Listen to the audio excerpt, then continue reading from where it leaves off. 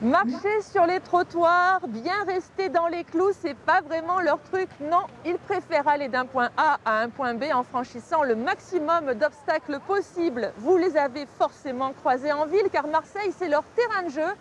Ils, ce sont les traceurs. Leur sport, c'est le parcours. Et je vous suggère de chausser vos baskets.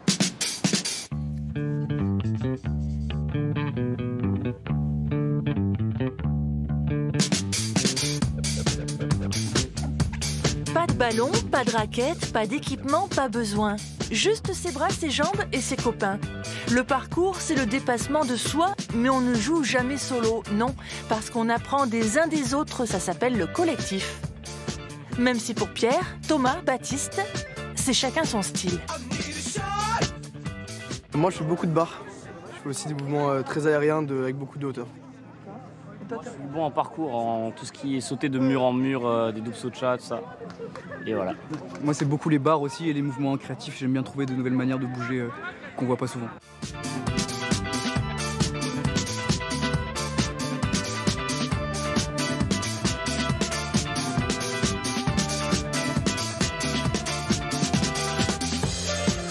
Chacun est un peu en concurrence avec l'autre pour qu'il y ait une émulsion aussi ou... Ouais, des fois, bien sûr, des fois, parfois il y a des petites rivalités, mais c'est amical. Il y a rien de, c'est une petite compète entre amis quoi. Et c'est pour ça, ça aussi, ça permet de progresser aussi. Parce que des fois il y a des petits jeux d'ego, donc quand il y en a un qui arrive à faire quelque chose et que l'autre est un petit peu, il le nargue un petit peu, donc du coup il va essayer de le faire aussi. C'est comme ça qu'on progresse. Par exemple là, de vous trois, c'est qui le meilleur? C'est moi. Hein. Sur leur t-shirt jaune, l'inscription PK13, l'un des plus grands clubs en France. Marseille a tout pour plaire aux adeptes du parcours et du coup, ils sont de plus en plus nombreux. On a entre 1500 et 2000 pratiquants. En fait, c'est une grosse entreprise, PK13 finalement maintenant. On est 10 salariés à temps plein, donc effectivement, on est une structure professionnelle. On est là de base pour permettre à n'importe quelle personne, aussi bien des enfants à partir de 5 ans que des adultes. Hein. La doyenne cette année à 68 ans au sein de notre club, donc c'est vraiment ouvert à tous. Quoi. Ouais, voilà, donc il n'y a pas de profil ni d'âge en particulier, de pouvoir s'adonner à cette discipline. Et ce qu'on cherche par-dessus tout, c'est vraiment à former des citoyens. C'est pas uniquement leur transmettre de la technicité, faire en sorte que ce soit des athlètes. Le but du jeu, c'est vraiment de former des citoyens en leur donnant des notions.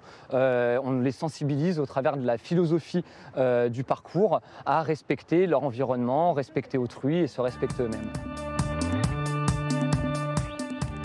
Depuis les années 90, le parcours a fait du chemin. La discipline s'organise, se structure. Absorbée par la Fédération de gymnastique, elle devrait même devenir épreuve des Jeux Olympiques. Ce sera pour 2028. Parfait, cela laisse un peu de temps à ses enfants. Avant de viser l'or ou l'argent, il y a toujours un commencement. J'arrive ici, je monte et je descends lazy. Pareil. Oui, belle. Tu as posé le pied gauche, tu poses le pied droit. Nickel. Donc c'est les bases du franchissement. Ouais, c'est les bases du franchissement. Donc c'est les premiers mouvements qu'ils apprennent pour monter ou descendre d'un muret ou d'un bloc. Est-ce que ça c'est plus ou moins naturel parce que c'est des enfants et qu'ils le font aussi pour s'amuser ou est-ce que déjà il y a une technique? Il y a une certaine technique à apprendre, une certaine approche à avoir au tout début. Pour plusieurs mouvements, après il y a des mouvements comme le glissé qui sont plus faciles que d'autres.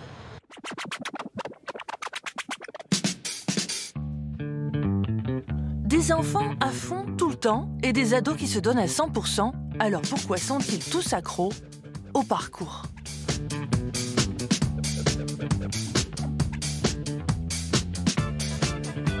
Quand j'étais petit, je m'amusais à sauter de partout. Je bougeais tout le temps, je n'aimais pas rester chez moi à pas bouger. Je m'amusais à faire des... Je prenais les coussins, je sautais dessus, je bougeais tout le temps. Ça permet de se déplacer vachement plus vite et puis découvrir de nouvelles sensations. La gym c'est vraiment strict, il faut bien tout faire, les pointes et tout, alors que le parcours c'est plus libre, tu te crées ton propre style, du coup ça c'est mieux. Est-ce que tu n'as pas l'impression d'être un peu un super-héros des fois? Non, non, je me surestime pas quoi. T'es raisonnable? Oui voilà, c'est ça, je n'essaye pas de me sentir plus fort que les autres ou quoi, genre juste je veux kiffer. Quand tu commences une figure et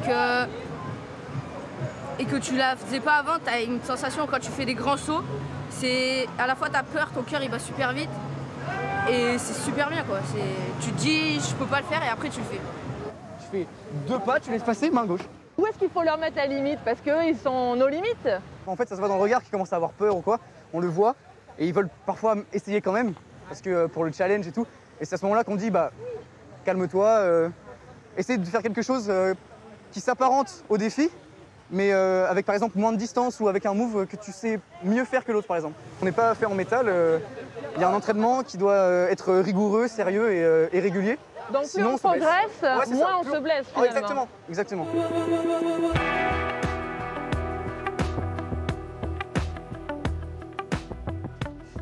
À 23 ans, Rémi Girard n'a rien à envier aux grands gymnastes.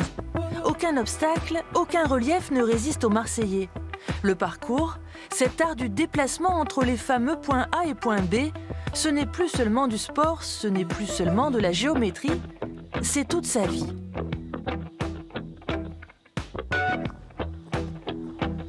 Oui, Rémi, le parcours, il veut en vivre au sens propre et au figuré. C'était pas évident au début. Il faut savoir que moi, j'étais en études jusqu'à maintenant, il y a 3 ans en arrière. Donc j'ai fait une licence de physique théorique à la fac de Marseille.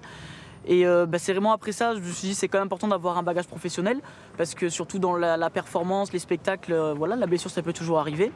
Mais on va dire avec le parcours et surtout grâce à l'association CPK13, il y a beaucoup d'opportunités différentes qui s'offrent à nous. Donc ça peut être autant dans l'enseignement donc pour les plus jeunes. Il y a aussi beaucoup de choses dans les spectacles, dans la cascade. Il y a beaucoup de choses à faire. Après voilà, il faut juste savoir toujours se réadapter et rester positif et avancer. Si vous ne tenez plus en place devant votre écran, vous pouvez toujours vous lancer, tracer votre propre parcours à travers la ville, à votre rythme, mais n'essayez pas d'imiter ou de reproduire ce que vous avez vu à la télévision.